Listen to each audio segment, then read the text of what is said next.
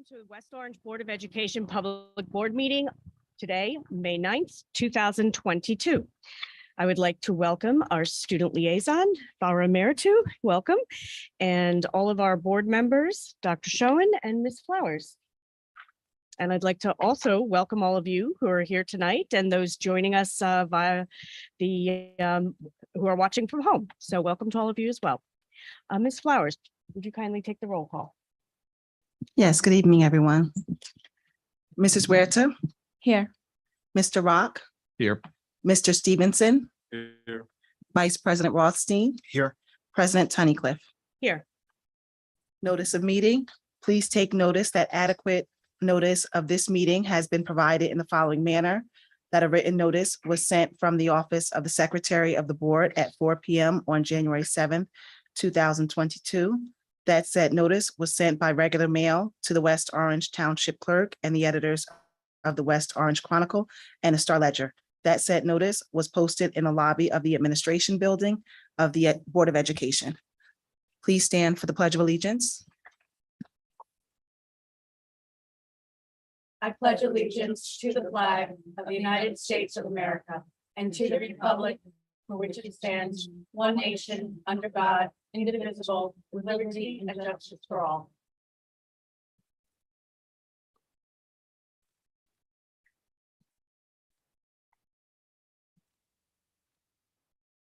Okay. In consideration of the closed and public meeting minutes of April 5th and April 11th, 2022, do I have a motion to accept those minutes? So moved. Thank you, Mr. Stevenson. Do I have a second? Second. Thank you, Mr. Rock. Any comments? Seeing none. Ms. Flowers, would you kindly take the roll call? Mrs. Huerta? Yes. Mr. Rock? Yes. Mr. Stevenson? Yes. Vice President Rothstein? Yes. President Tunnicliffe. Yes. Thank you.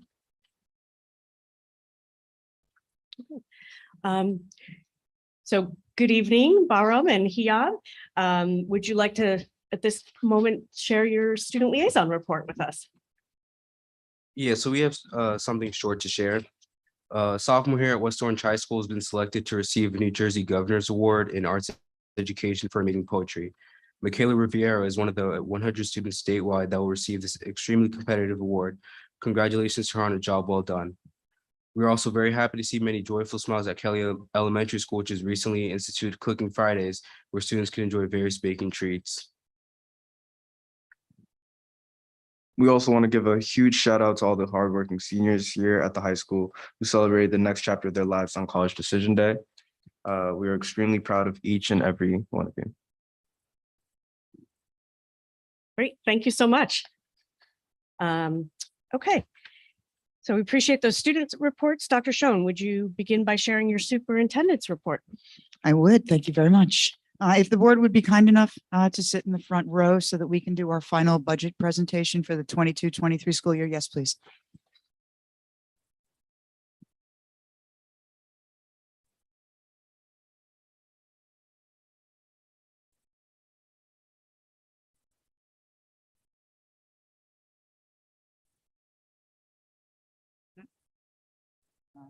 Because I put it in the universe.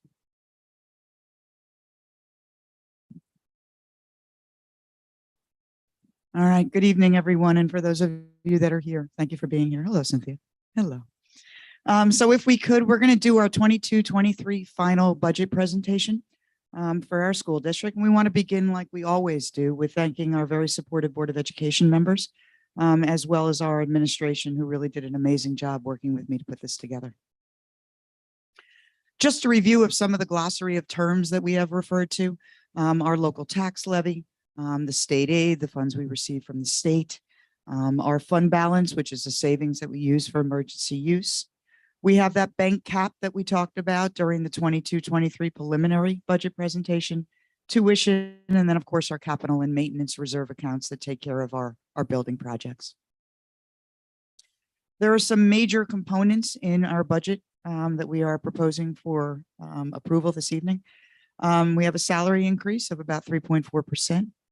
We have health benefits that increased approximately 10%. We have out-of-district tuition, which increased 8 to 10%. And we have transportation in district and out-of-district 5 to 30%. We use this as a slide, relatively speaking, so that when we understand when we can only go up, they say 2% on our budget, there is a need often to go up more than that. And here is a perfect example of some of those expenditures. What we were able to do, working with the staff very closely, was to include all current staff, all instructional, extracurricular, and athletic programs. We have various capital projects included in our 22-23 staff, and we also have some additional staff based on program needs. So let's take a look at our major expenditures. We did this in 2 columns. The first being the amount and the second being the percentage of the budget. We thought it was important that the public understand that we pretty much have 3 major areas that kind of control a significant portion of our budget. We've got our salary at about 58%. We have our benefits and we have our special education that is inclusive of transportation.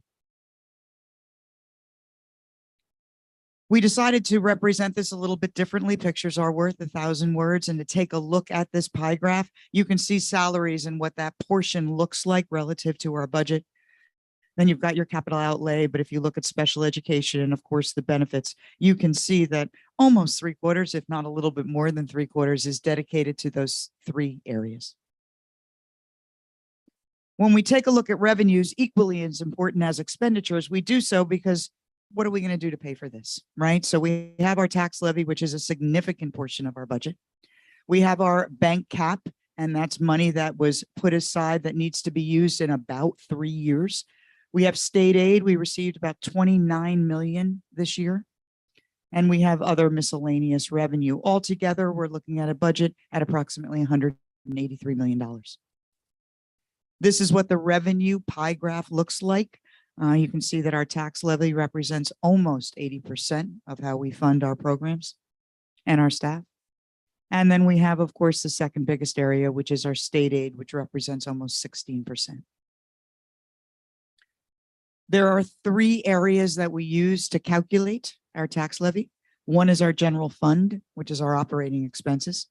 The other is bank cap, which is unused tax levy for use over the next 3 budget years.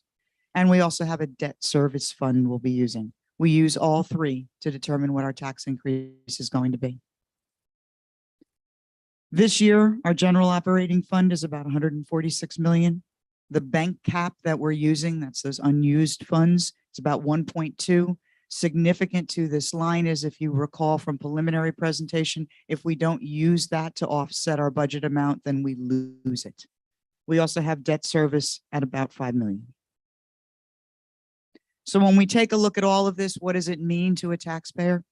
Based on an average assessed home, about $336,000, we're looking at a 2.42% increase, or an average monthly increase of about $18.14. And again, that's relative to a house at about $336,000. If it's less, then that impact of less. If it's more, then the impact is greater.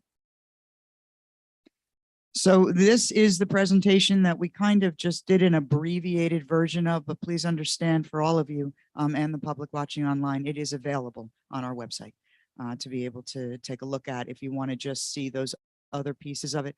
Our team did a real nice job in being able to kind of delineate all those different areas so that people could understand how you go about putting together a budget. While it is our world and it is what we do often on an annual basis, it isn't everyone else's, but the impact is no less greater, right? People need to understand, residents, how do we go about doing this, since it's such a significant portion of what people pay in taxes. So it is our hope that that was helpful as well. Any questions from the board at this point? Do you want to be seated, or are you good to go? All right, that's all I have. Thank you.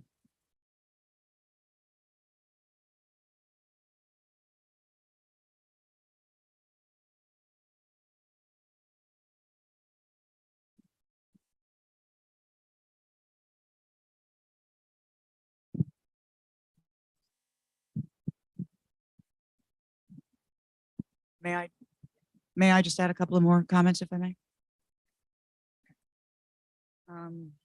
In addition to the final preliminary budget presentation, there are 2 other remarks I would like to make. Last week, I had the privilege of attending the Essex County Academic Awards Banquet, along with West Orange High School Principal, Mr. Hayden Moore. The annual event brings together each school district that comprises Essex County for the purpose of recognizing and honoring the valedictorian and the salutatorian. This evening was amazing, as I had the opportunity to engage with our West Orange High School valedictorian, Emily Liu, and salutatorian, Valentina Papano, and their respective family members, who are so rightly proud of their accomplishments, just like we are of them. In addition, many of you already know that last Friday, May 6th, was National Nurses Day. We all have a deep understanding of the integral part of our school that our nurses play in the success of a large district and the ability to remain safe and sound now more than ever. It is important to me that I recognize each of them individually and had the opportunity to speak with them individually on Friday, but I would like to make the district aware of our frontline heroes, and those are our nurses. Linda Connolly Schoner of Betty Madalena, Minera Cornegay of Gregory, Patience Alatoy of Hazel, Nancy Feldman at Kelly, Brianna Grasso at Mount Pleasant, Kimia Borsod of Redwood, Sheena Brown of St. Cloud, Alessandra Mandahone at Washington, Liz Ramos at Edison, Rosemary Tan at Liberty, Eleanor Ackerman at Roosevelt, Janice Lewis, our district nurse, and the West Orange High School Nurses Office, which includes Rosalie Dukowitz and Denise Wardson. I am proud to work with such a fine team of health professionals, and we are lucky to have them in our district. Finally, I would just like to report and inform everyone that our June 6th Board of Education meeting will continue the tradition here in West Orange relative to the Parade of Honors. We look forward to highlighting successes throughout our district, just as we do every year at the first board meeting in June. Lastly, it wasn't finally. Lastly, just a COVID-19 update for our community, which I think is important. Essex County is currently, according to the Cali Index, in a moderate range. While we have received guidance from the New Jersey Department of Ed relative to going into a high range and where they think we should pivot, I did say a couple of meetings ago that I would kind of keep everyone in the loop. Please know we have a COVID dashboard located on the right-hand side of our website, so you can monitor those COVID cases and what's coming into our district. While we do have a slight uptick and are working very closely with the Board of Health in town, who has been wonderfully responsive to us, please know at this point that we are staying the course. There was a situation at Liberty today with what the Department of Health determined to be an outbreak. And what that meant is that there were 3 positive cases in one class. We take their guidance, and what we do at that point is we close the class down to a remote environment for a quarantine period. In this case, for one class, it'll be until May 12th. Bob Clem sent out an email to all of the families, letting them know. It was wonderful correspondence. He made the recommendations that if families would feel more comfortable, they're welcome to wear their masks. Again, we are still in a recommendation umbrella, but I just want you to know that we are keeping track of what's going on, and we'll quickly pivot if we need to and announce why we are based on data and based on our facts. So I just wanted to kind of bring that up publicly to everybody. That's all I have. Incredibly long. Thank you for your time. Thank you, Dr. Schoen. Okay, moving on. Do we have any committee reports from our board members this evening?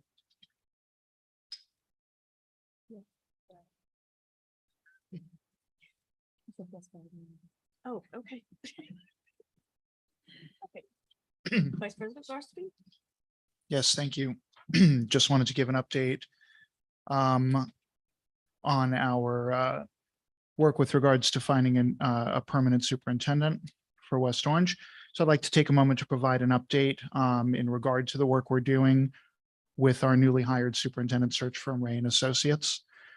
So the board's currently in the process of scheduling a meeting with the search firm in the upcoming week or so.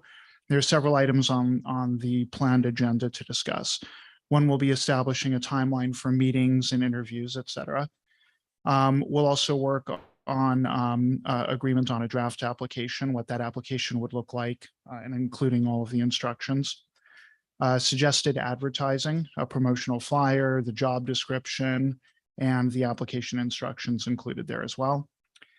Salary comparisons, obviously something that we want to be well informed about as we're moving forward and making that decision. And surveys, what would be included in those surveys and to whom those surveys will be distributed. So those are the upcoming next steps in this search. Thank you, Vice President Rothstein. Anyone else? Sure, I'll go now. Just a town council report. We did meet, we did discuss district enrollment with Councilwoman Castellino. We discussed a little bit of our facilities and municipal recreational and community programs and how our facilities are shared and utilized by, each other, the town and the school district. Ms. Castellino did share that the Downtown Alliance is planning 2 events in June, a street fair on the 4th and a series called Downtown Thursdays. So you'll have more information about that on the town website. We also discussed the implementation of adult recreational marijuana. There had been concerns that the ordinance wasn't as stringent on distance, and Ms. Castellino did share that they took that into consideration. There are 2 applications that have been recommended to the state for approval, and neither location is near a school. So we're happy about that. Public relations report. We did meet on March 2nd. There is an updated March events calendar up on West Orange Board of wobo.org. Just a reminder to follow our West Orange Public Schools Facebook page and our woboe.org website for the most accurate information about our schools and district. I'm just going to highlight as well a couple of the events that are on the calendar. Choral Spring Concert, May 5th, Orchestra Spring Concert, May 12th, Asian American and Pacific Islander Celebration, May 15th. There is a LGBTQ 101 Parent Night on May 16th, Band Spring Concert, May 19th, Music Awards Night, May 23rd. And of course, as Dr. Schoen mentioned, Thursday, June 9th, there is the, I'm sorry, that wasn't mentioned, the Parade of Honors, right? Oh, my apologies, June 6th, yes, thank you. And that's all from me. Thank you very much. Thank you, Ms. Huerta. Anyone else? Yes, for legislative, on Saturday, the New Jersey School Boards Association hosted its legislative committee meeting. It was virtual and I attended as well as President Tunnicliffe. I think Ms. Huerta was there as well. Assemblyman DeMeo, who's the Assembly Minority Leader, joined us and answered questions for about an hour. We also received a legislative update from NJSBA staff. They briefed us on several bills, all of which we've discussed here previously. Since the state is currently on budget break, they haven't taken action on any of them, so nothing has changed. However, they did also brief us on the proposed state budget. And so of note for our meeting tonight, it's important to keep in context that the state is continuing to phase in full funding for the School Funding Reform Act as amended by Senate Bill 2, and that is the source of our increased state aid for this year. However, this planned increase will only continue for 2 additional years before the formula is fully funded. And there's also this is contingent on future state budgets being passed, and future increases are not guaranteed. So food for thought for next year. And Yes. we pray that the state is in good economic health next year so we continue to get state funding. Great. Thank you. Okay. And I don't think we have anything to report right No. now on negotiations, correct? So, oh, sure. I just wanted to mention that this Wednesday, 2 nights from tonight, I'll be attending the Essex County School Board Association meeting.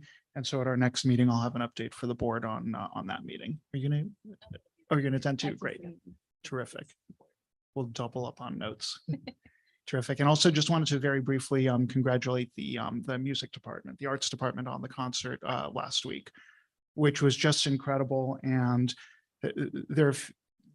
it's hard to overstate how important I believe arts are to education and how grateful I feel to have my child in a district that so values the arts and has such an excellent program. Thank you. Okay. Okay. And so I'd like to share my board president's report with all of you now, but before I delve into that, I do want to also take a moment to talk about the choral concert that Vice President Rothstein and I had the opportunity to attend last Thursday. It's been 3 years since they've had a live, in-person concert, and the energy in the auditorium was tremendous. I was completely awestruck by the incredible talent our students and our faculty. The selection of music was amazing.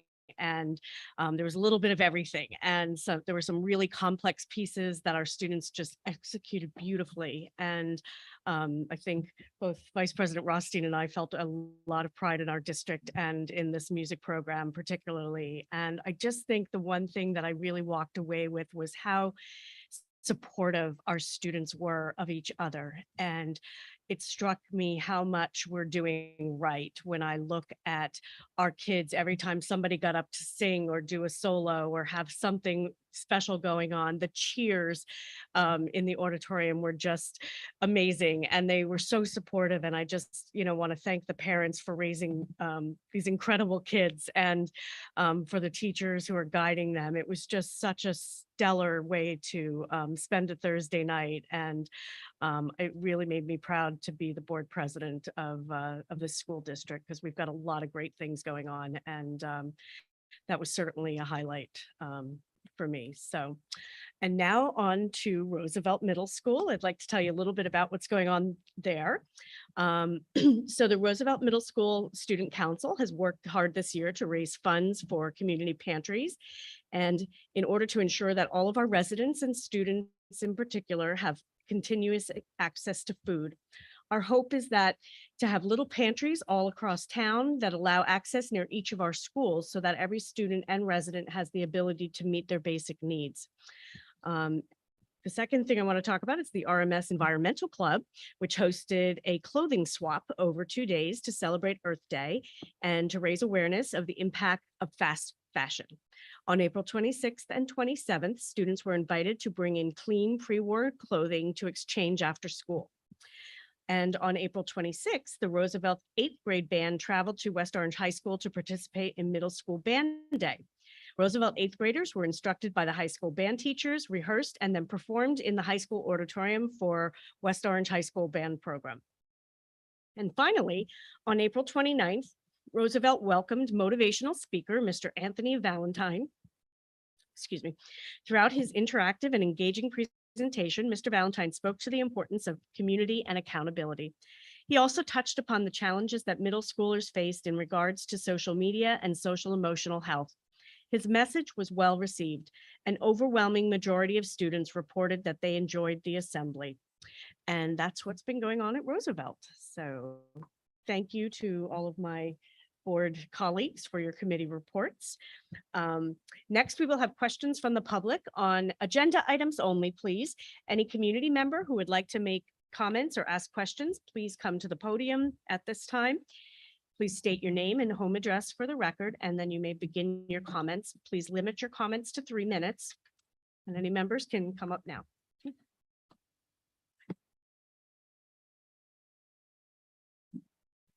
Adam Kramer, 20 Moran Road, West Orange, New Jersey. You do have a 2.7% of assessed value tax levy, so that makes you number one. Congratulations on being number one in taxation. It's just a fact. Look at every other district in Essex County. The next best one is Glen Ridge, 2%, you're 2.7. So congratulations on being number one in taxation. That being said, I think more taxpayer advocacy is needed, and it can be done and still protect education and devote money to the classroom so that every student gets a chance to learn. Do you really need to buy insurance through a broker? Why do so many other districts get with their union and buy through the state plan much more efficiently? Do you really need to have after-school buses to take athletes home? Most districts don't. That's a want, not a need. There are students who could safely and reasonably walk. Other districts mandate that if you live close enough to the school, you walk. As a taxpayer, I absolutely don't mind paying for good teachers. I do mind paying to have kids walk be bused to school when they could reasonably walk. I think that's a legitimate concern. Was there any consideration given to using our in-house versus paying expensive vendors to resand the floors over the summer? Could have saved some money there. You have been telling me for years you could reduce the taxes if we got more state aid. Guess what? State aid went up 46% and you went up almost a cap. How did that happen? Respectfully, you're not considering the interests of the taxpayer.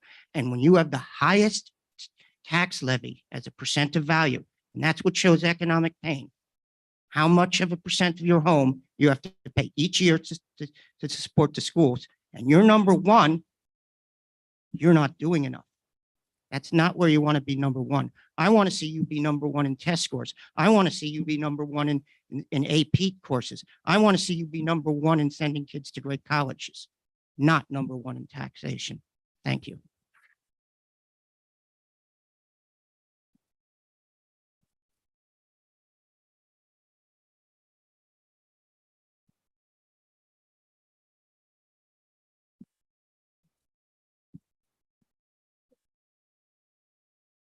Yeah, now it is. Hi, good evening. My name is Meljulie Valdez, and I am a West Orange, Washington school parent. My comments are regarding the budget. My questions are, I want to know if Mr. Rock ever met with Ms. Castellino regarding the garbage contract and, you know, basically trying to see if there can be any way to work with the town to see if we can perhaps lower those costs.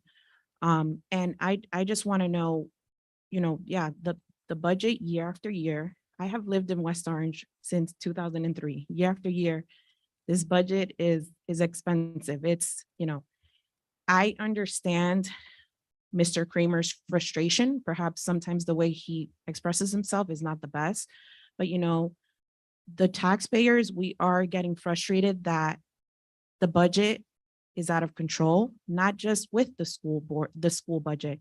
It's also the municipal budget. It's also the county budget. What I would like to see is more collaboration, because we do need to all work together in some way to save money. It can be done if we all communicate with one another, if we all work together, and you know, perhaps that means negotiating, renegotiating contracts, rebidding, getting different vendors, you know, just being creative, because, you know, I understand, I don't agree with getting rid of afternoon buses. I don't agree with any of those things. But I do think that there is room for working together to see how we can perhaps cut some costs or just, you know, just communicate with one another. Because, you know, this is a great school district. My daughter is in second grade. I contemplated putting her at Montclair Kimberly Academy instead of going to West Orange Public Schools. I did.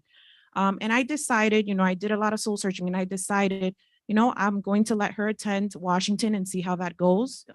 Kindergarten year, unfortunately, COVID happened, but I will say she had great teachers. She's had great teachers, kindergarten year, first grade, second grade year, she's excelling. So I am very happy, but that's my child. And also because she has parents who are very involved. Perhaps that's not the case for all students at West Orange schools. And, you know, what can we do to also improve their experience? So thank you very much.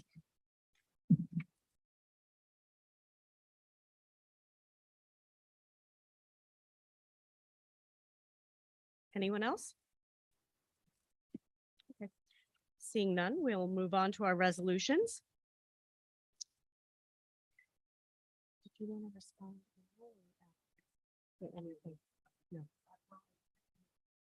Okay. Lauren, thank you. To both of the parents that spoke this evening, thank you. Thank you for being as articulate you are. While I think that there are always areas that we can take a look at, and I appreciate where you're coming from, Mr. Kramer.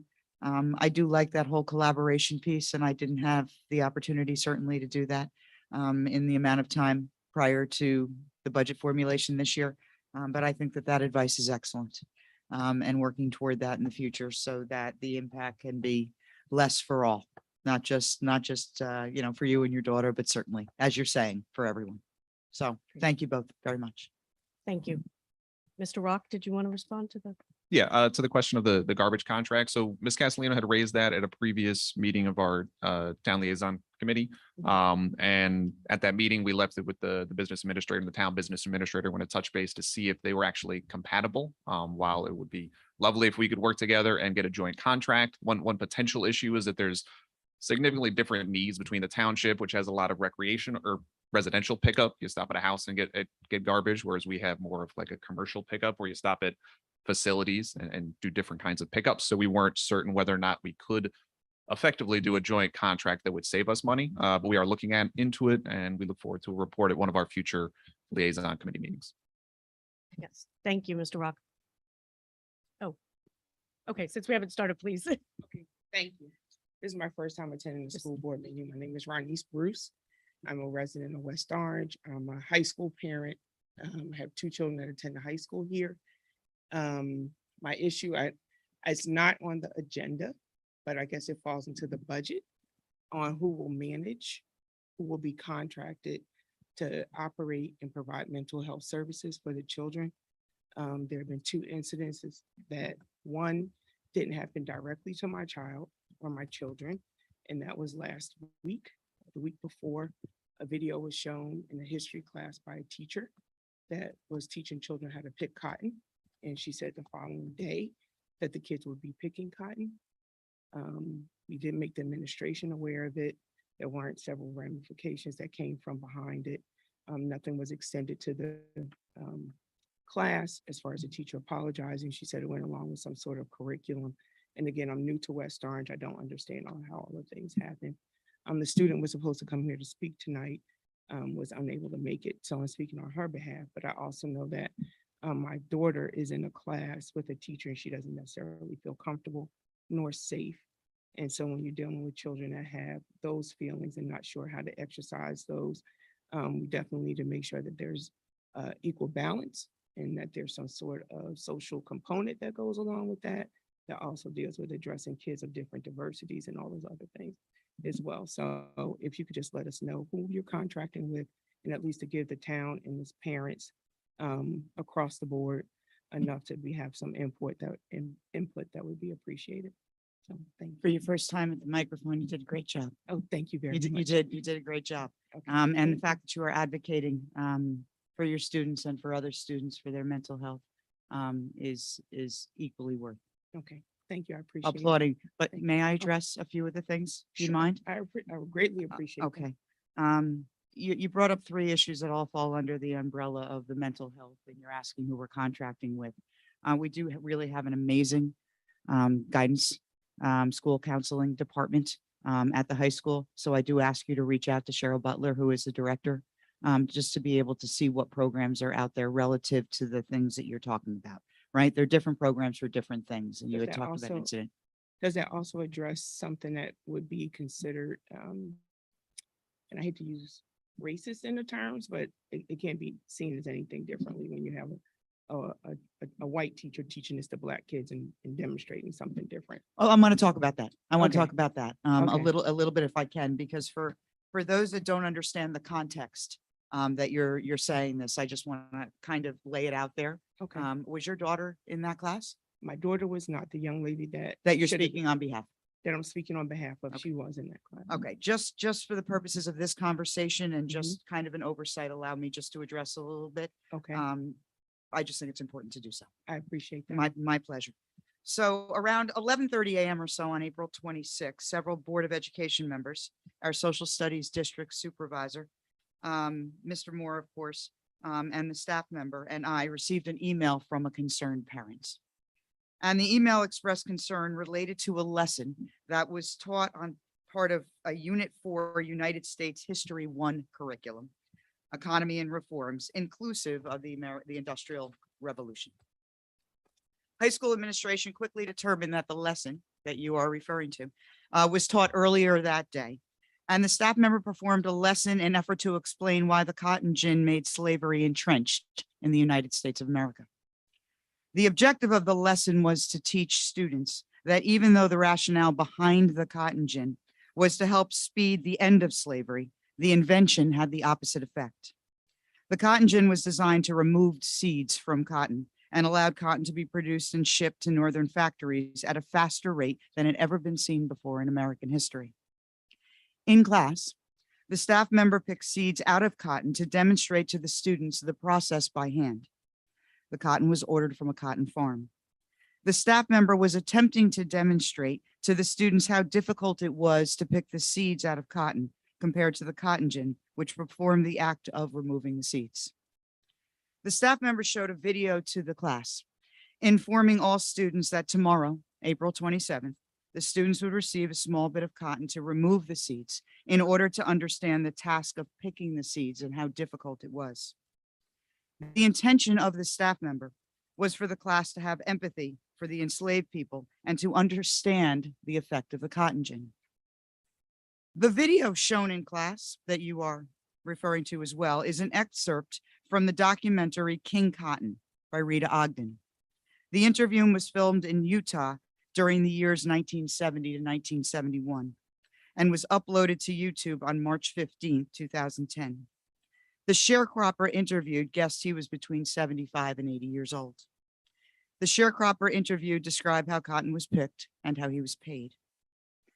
The sharecropper was not an enslaved person. Slavery was outlawed in America by the 13th Amendment in 1865, and the last known enslaved peoples in America were freed in 1867. The written assignment associated with the video was a series of questions designed to generate empathy and to provide dignity to the sharecropper. On April 27th, the staff member and the social studies district supervisor met in the social studies office, and the teacher explained the lesson. She was informed on April 27th that the lesson would not be implemented moving forward. Later that morning, she met with high school administrators, and again, it was reinforced that the lesson about picking the seeds out of the cotton would not move forward. It was explained that the activity could absolutely negatively affect students and had a high potential to being offensive, regardless of the intent of the lesson. It was also explained to the staff member to inform her students that due to concerns, she was moving on to the next topic. At approximately 10:15 a.m. that morning, Mr.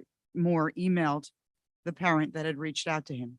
At 2:05, the parent did respond and thanked him for addressing the concern.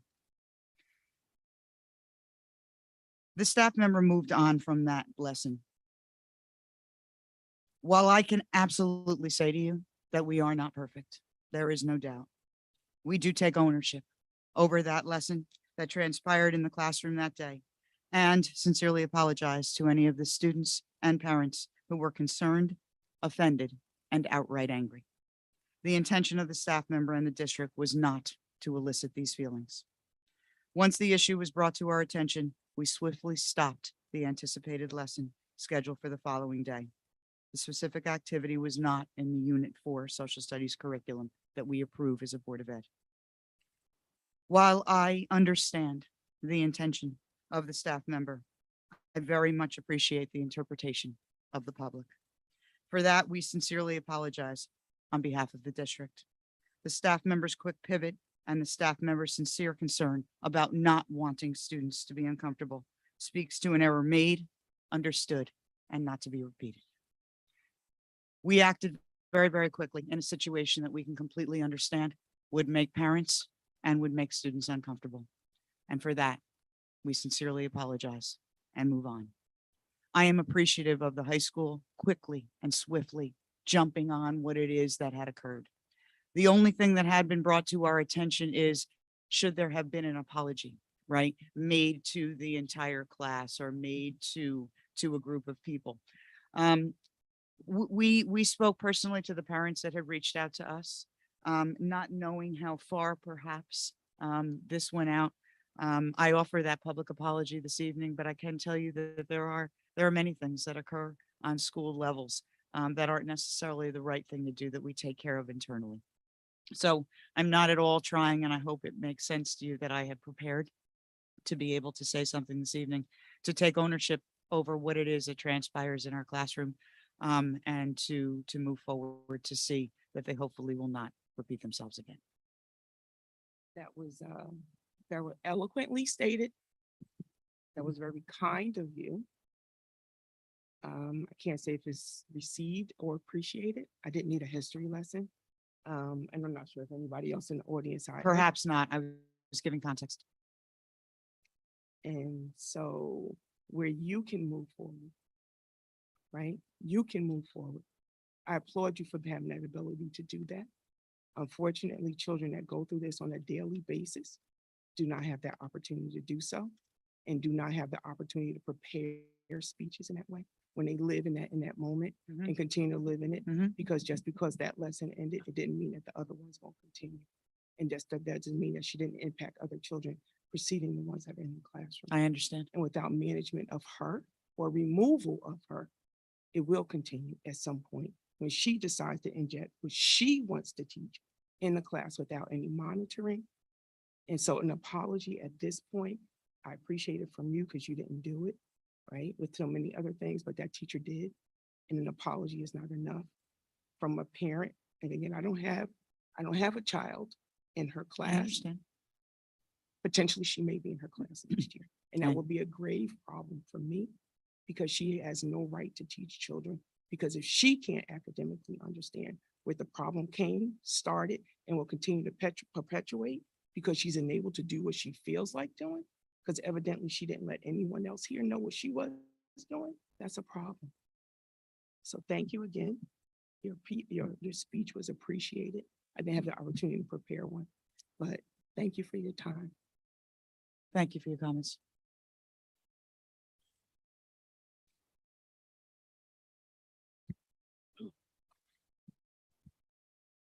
Okay, thank you so much. We're going to move on now to our resolutions. So may I have a motion to approve the personnel items A1 through A5? So moved.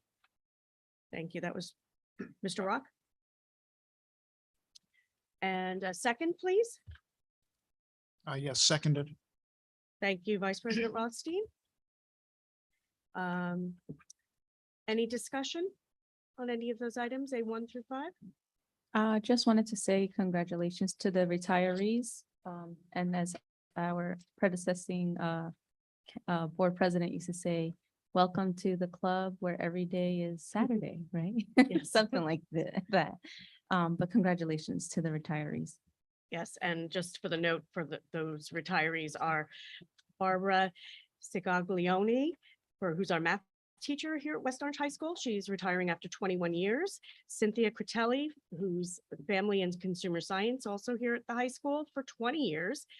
Aricelo Mentilla, who's the custodian at Mount Pleasant after 16 years, and James Smith, who's the head custodian of Redwood after 29 years. So congratulations to all of you. That's a huge loss of institutional knowledge, I have to say. So we wish you all well. If there are no more comments, Ms. Flowers, could you take the roll call, please? Mrs. Huerta,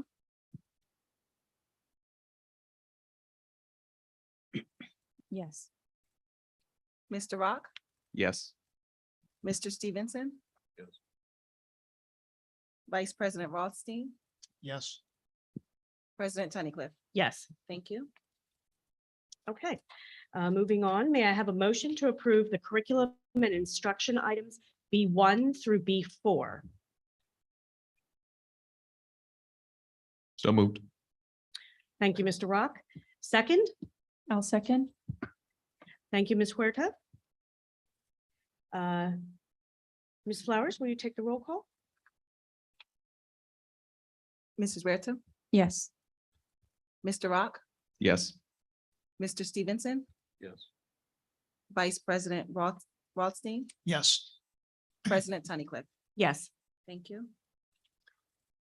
Okay, may I have a motion to approve the finance items C, special services items 1 through 3, and business office items 1 through 12? So move. Thank you, Ms. Huerta. Do I have a second? Second. Thank you, Mr. Rock. Is there any discussion? Okay, seeing none, Ms. Flowers, would you kindly take the roll call?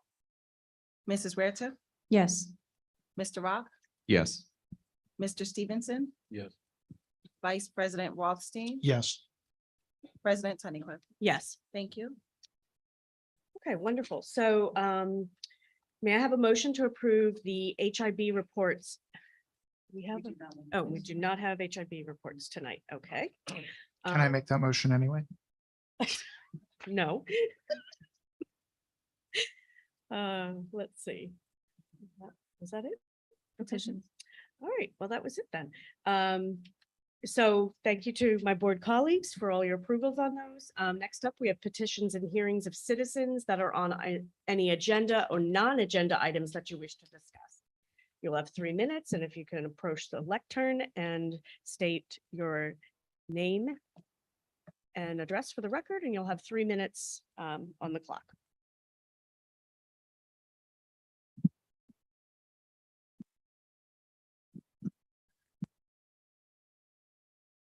Hi, my name is Mel Julie Valdez, and I live at 16 Elm Street. Good evening, West Orange board members, teachers, staff, parents, and West Orange residents. I am following up to obtain more information regarding the construction of 2 additional trailers at Washington School.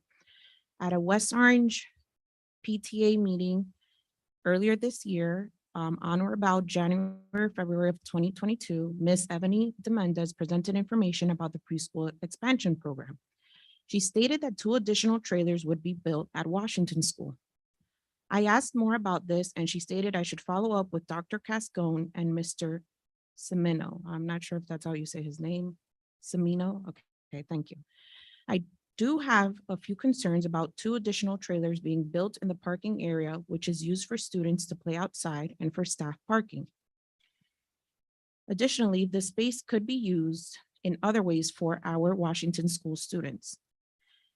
Has the idea been considered to house these preschool students by building trailers either at Redwood, Kelly, Pleasantdale, or any other elementary school other than Washington? Why is the focus on building more trailers exclusively at Washington School, which already houses 2 hideous trailers that can be seen from Franklin Avenue? And if you have not seen the trailers, I recommend that you go drive by Franklin Avenue during morning drop-off, so you can also see the issues with morning drop-off and the fact that we do not have a school drop-off lane compared to other schools. Also, I know that there was a school presentation today to the teachers and staff regarding these trailers. At today's presentation, the proposed location, well, 2 out of the 3 proposed locations of where to place the trailers was near the building, which is right where the students play. If you knew anything about the school community, you would know that students have recess there. Also, the aftercare students play there on that blacktop. I had asked many questions about this proposed project since February of 2022. I had emailed Dr. Cascone. I had emailed Mr. Semino. Mr. Semino never replied. Dr. Cascone was on his way out. I did email Dr. Schoen. We did have a conversation, which I appreciate. But I have not received any follow-up information from Ms. Demendez, who is the person who's preparing the application for grant funds and also seems to be spearheading this. So I am opposed to this proposal to build more trailers at Washington. I know other parents are, opposed to it as well. And I just ask that other options are considered. Thank you. May I respond to you a little bit? We did have the opportunity to talk, and I'm glad that we did. And the questions that you were asking are excellent. And a lot of, your focus certainly is on the children, right? And their ability to have the opportunity to play well and the drop off at Washington and all of that. And I've heard a lot about that. Actually talked about it a little bit today with the faculty because they brought it up because there isn't that designated area. So we are going to look into that. And I promise you of that. I don't know exactly what we can do to fix it. It took a while to get to this point, so it may take a little bit to get out, but we are. I presented along with Ebony Demendez this afternoon to the Washington faculty in regard to the programs at Washington and primarily probably how the preschool expansion aid that you are referring to, what effect that could have on the programming, and that's where you're coming from. I'll be meeting with the PTA at 6:30 on Wednesday evening. I hope you'll be there. I'm the treasurer. Outstanding. Bring the money. We'll be there. But we're going to present to the PTA. We did it in purpose. We did our presentations kind of in purpose in the order that the faculty would understand what could potentially be occurring in their house, so to speak, and that all of you as Washington PTA members have the opportunity to hear it from myself. While Ebony is definitely in the forefront, she does have a team around her. I'm part of that. BLMC is, Kristen Gogarty Fitzgerald is, Beatrice Hanratty is. So there is a team of people. Mike Semino is as well as our director. He will be there as well to talk about some of those questions. We'll talk about why Washington. We'll talk about whether or not we've looked in other areas. We'll talk about the impact. My hope is that the explanation will give you a little bit of context and understanding. When you have a lot of things that are out there that you don't completely understand, it's not helpful to try to calm the waters, so to speak, and see what it is that's happening. We believe that the plan is a good one, and we'll explain to you what it is that we're planning on doing relative to that. But we're going with less than 2 trailers. I'll give you that as a little teaser before Wednesday nights. All right, so that's going to be less of a footprint on what we're talking about and what we're planning on doing. It could actually, to be honest with you, be advantageous for Washington for a couple of reasons, and I'll explain that to you. I'll see you on Wednesday. Yeah. Awesome. Thank you.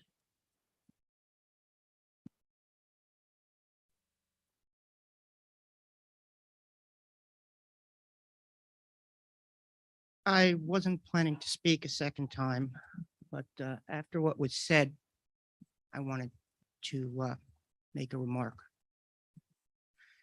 In 9th grade, I had a teacher, great history teacher, said that if you leave my classroom and I haven't defended you in at least some way, I didn't do my job. You've learned nothing. And he taught a lesson about the Holocaust that by today's standards, and I as a Jew at the time felt slightly offended, what it felt was wrong, and said something to my parents, and my parents said, let it go. And on later reflections, it was one of the strongest lessons I ever got. And he was one of the greatest educators I ever dealt with. And sometimes some things may at first seem offensive, and they're not. And if you let West Orange students go through 4 years without having any ideas, at least in some way offend them, I question if they're really learning anything. Clearly, I'm not advocating that people teach in ways that are racist. Clearly, I'm not advocating that teachers go off script and defy administrators and don't consult them. But if we're going to educate our kids and think that we're never, ever going to offend them on everything, we're not really going to educate them. Mary. Oh, sure. Mr. Kramer, thank you for your comments. And I'm not going to disagree with you that there are times that we aren't going to make our students feel uncomfortable with some of the things that we talk about. And I appreciate that years later, that teacher made a difference. But the one thing that I've learned very quickly, I guess throughout my life, is we can never tell people what it is that they feel is wrong, right? So if someone is offended and it affects them greatly, then we need to accept that and determine whether or not there were a better way of doing things. And so while your teacher made a difference to you, we've had situations in our district where kids felt uncomfortably to a point where someone came to a board meeting to let us know that. And I think it's important that we acknowledge how people feel, just like I'm acknowledging how you felt and the impact that it made on you. I am acknowledging our parent here this evening, speaking on behalf of a student who was uncomfortable. And for that, those are my comments. But thank you. Thank you. Oh, yes. So earlier, I want to make a comment about the transportation and how that's played into the budget. While I understand there are some concerns from the taxpayers that the budget has increased, I don't think that busing is one of the things that we should cut from the budget. I remember there was a push from it last year. One of the issues was that although students are able to make the trek to the high school, the conditions are not safe for students. West Orange is full of roads and highways. Students, there's a high chance that students could actually be harmed on their trek to school, which could result in a plethora of issues that I don't think anybody really wants to go into right now. And two, in regards to the comment about the teacher, I do understand there are lessons and lesson plans that offend students. There are lesson plans that students may agree with or disagree with. And I feel like that's one of the main parts of the education system, being exposed to different views and different ideas. However, I don't think that a lesson where Black students are picking cotton is one of those comments where you could learn something from it. I think that's a very detrimental thing on the student's psyche, as well as one's perception of self. We're surrounded in this age of social media and media itself, where being Black has been represented as something bad. To relive trauma of slavery, to relive trauma of sharecroppers who were practically slaves, I don't think that's something that we should be teaching in schools. I don't think that's anything that's defensible. To stand here and say that we could learn something from a potentially very offensive lesson plan, I don't think that's the time and place within an education setting. There are multiple programs and clubs that we have, which plays back into the busing, because the buses aren't only for athletes. We have clubs like Unity Club, where we talk about very important issues, such as we recently had a discussion on toxic relationships, very important issue. Previously, we had a discussion on fast fashion, as you mentioned, President Tunnicliffe. We have places where we can talk about those issues, places where we can talk about sharecroppers and the whole entire evil that was slavery. But to have students pick cotton in a classroom setting, I don't think that's anything defensible. And I do believe that the teacher has some regret, because there are times where there is a cultural divide in how we approach things. Some things may be seem suitable to an individual who is not of a certain particular race, color. And I think there might have been some misgivings on behalf of the teacher, which I do think was an innocent mistake, but a mistake that I don't think we can claim as defensible. Thank you. So well articulated, so pointed, so intelligent, so on point, and so from the heart. I couldn't be prouder. And I understand exactly what it is that you're saying, and the fact that it came from the heart and came from you. Thank you. Thank you. Did you have something, Mr. Stevenson? No, I just want to thank you again for those comments. I think they were, as Dr. Shawan said, completely on point.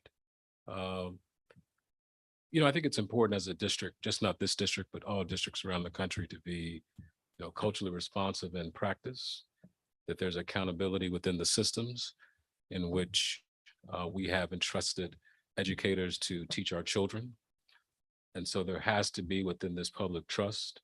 And there has to be accountability, and there has to be an environment in which students feel welcome, an environment in which students want to learn. And I don't think we should ever take it lightly if there are students who are offended, notwithstanding your own personal reflection, Mr. Kramer, for which I appreciate.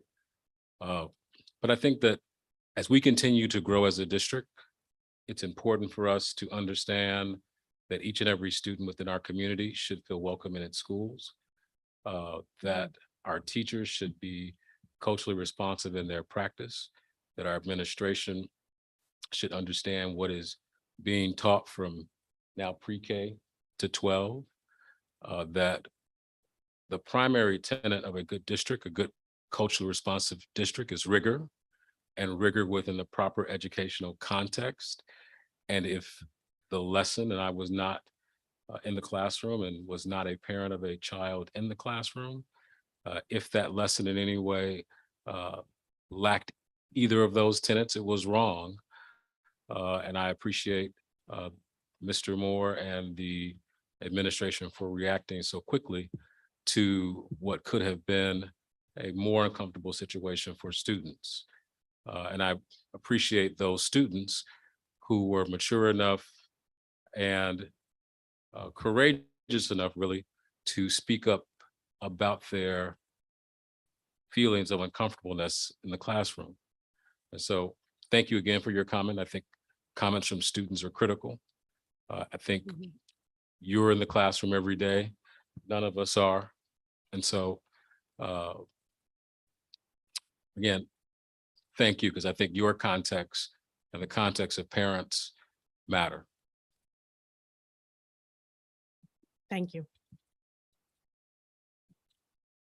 Okay, so thanks everyone for your comments tonight and for being here, and for those on who are watching from home, thank you. Our next board meeting will be held at 7:30 p.m. on May 23rd, 2022, right here in the Library Media Center at West Orange High School. We will not be going into executive session after the close of this meeting. There will be no further business conducted or discussed, and no additional action will be taken. Do I have a motion to adjourn? So moved. Thanks, Mr. Rock. Second? Yes, seconded. Thanks, Vice President Rothstein. All in favor? Aye. Aye. Thank you for joining us tonight. Our meeting is now adjourned. We wish you a good night.